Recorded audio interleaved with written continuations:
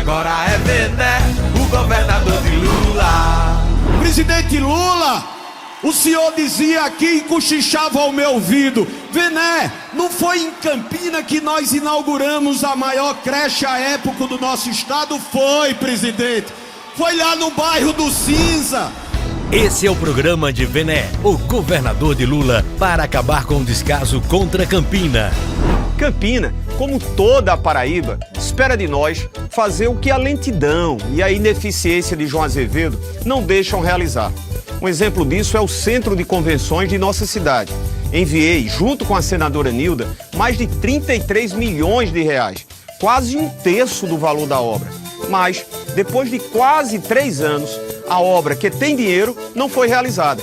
Faltou governo para tocá-la.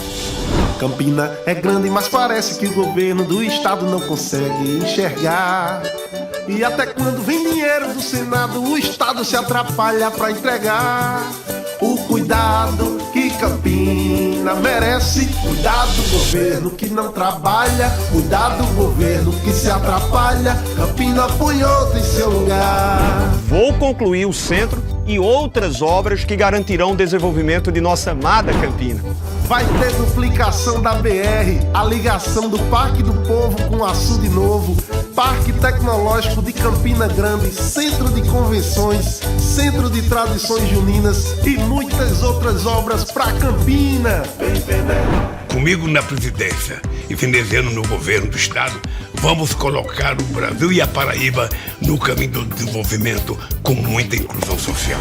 Campina tem a chance de ter um governador campinense que se orgulha de morar em Campina.